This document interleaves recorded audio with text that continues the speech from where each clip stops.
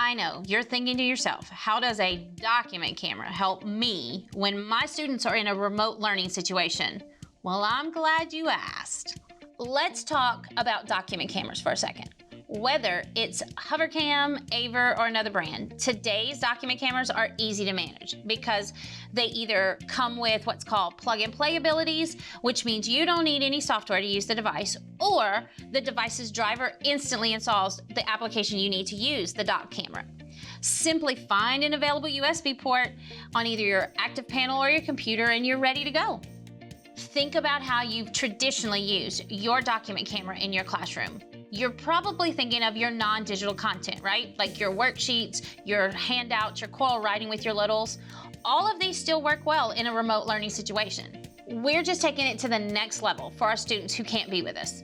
Just like my traditional classroom setting, they're seeing whatever I display under my document camera projected on the screen in front of my room. But now, they're seeing it through a Zoom, Google Meet, or Blackboard Collaborate because I'm broadcasting my screen to them. Let me show you an example. One of my favorite things to do with my students was reading to them.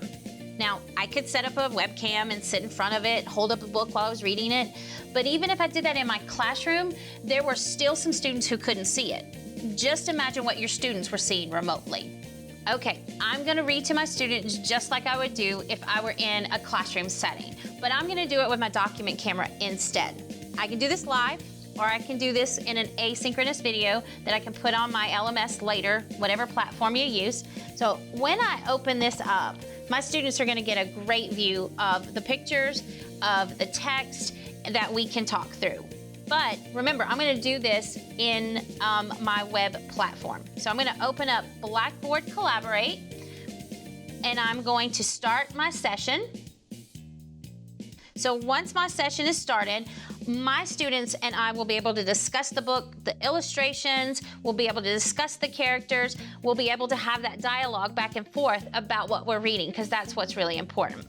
So let me hit my share screen. Share it one more time. Let's hit this and we're gonna share our screen.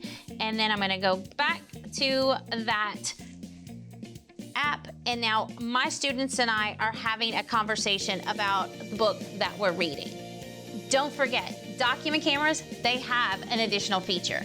They have a webcam. So all you have to do is twist it and make the camera face you, and you'll have an instant webcam. So you don't need to go out and buy one, or you don't need to request one with school funds.